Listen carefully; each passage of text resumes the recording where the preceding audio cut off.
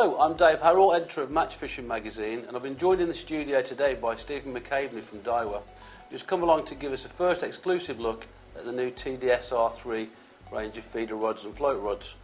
Looks an exciting range. Thanks for coming along today, mate. Nice to see you. Big story to tell here by the looks of it. Yeah, bit of a breakthrough from a design point of view for us. We put the designers to a challenge to the design team to come up with a range of rods, principally for the commercial scene in the UK, but with fantastic value, which is always a tough brief. And this slim family of rods really fit the bill. Mm. So we've got, just looking at it, we've got three float rods, yeah, yep. And we've got four feeder rods. Okay, talk me through the range. Well, commercial anglers like to travel conveniently and set up quickly, so we've got two models in the range that are 12-foot two-piece, break down nice and easy. Float range starts with a 12-foot two-piece, which has a progressive action like all the models in the range, and in keeping with the sort of mixed fishing that commercial anglers encounter today, we've even applied a much softer tip to it. So for pellet waggler work it's great overall, and for mixed waggler work, especially where eyed and skimmers are becoming more relevant, it lends itself quite well. And more people are switching to this two-piece folded down concept. It's instant fishing really, isn't it? It is, you know, you're at commercials, some people are squeezing 2 matches in a day. Yeah. The lucky ones. Yeah, not like us that have to go to work. No job. So that's the 12-foot two-piece. Then we've got a 13-foot waggler rod. A waggler and a power. Okay. They are 3-piece assembly, more in keeping with the conventional setup that people would use. The power, all models are capable of 2 to 8 pound main line. I would say that all of the models, the float rods, you can still fish quite fine when the circumstances demand it. The core success of these is down to the HMC material. One of the privileges we have at Daiwa is we have access to some of the materials that let us push design, and these rods certainly are going to surpass some of the expectations of the design team. Okay, so how does high-tech technology and price work together? Because to my way of thinking, high technology means expensive. Yeah, it's an ever-increasing problem for our team. Because we've focused the development around the needs of the commercial angler, we had to try and make the rods versatile and slim to fulfill all that mixed fishing. Doing so, you have to use high-grade materials if you want to start with a slim blank.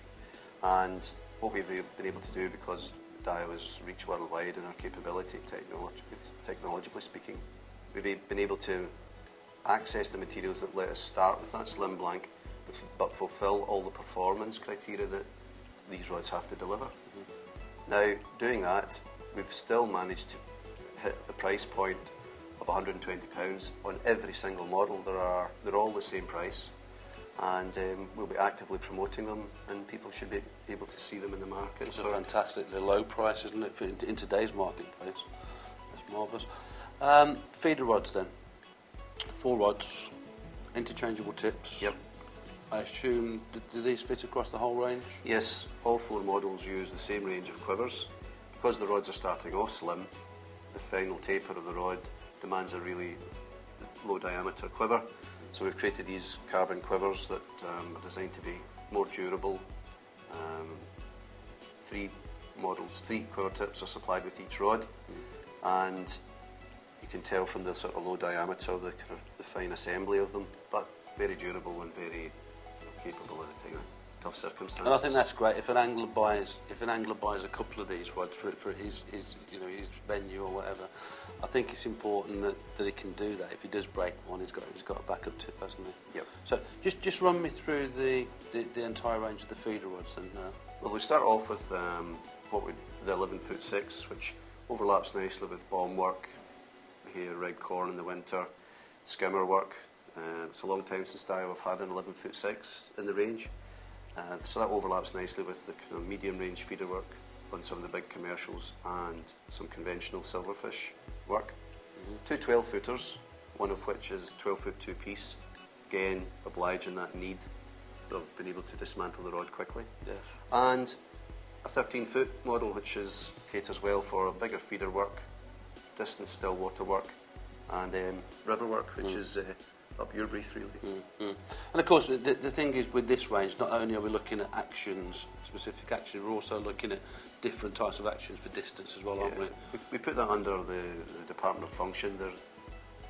Feeder fishing is quite a sophisticated approach in match scene in the UK, and it's particularly unique because obviously in the continent, apart from the Dutch maybe who are doing so for bream at distance, we're catching all the species that we fish for with ledger rods, as well as float rods, as well as pulls. So we've got a peculiar need in the UK, and that's why there are such a diverse mix of models available. Excellent. The fittings, excellent in each case. Screw handle, screw fitting, fabulous lined rings. Duplin foregrip, aluminium oxide ceramics, matte finish, cork handle, and we've even got a hook keeper for keeping things tidily out of the way. Well, it looks impressive, mate. I look forward to getting out on the bank in the next few weeks and putting them through the paces. We'll be checking these out with Match Fishing Magazine in some live tests over the next few weeks, so we look forward to that. In the meantime, these will be in the shops very shortly. I suggest you check them out.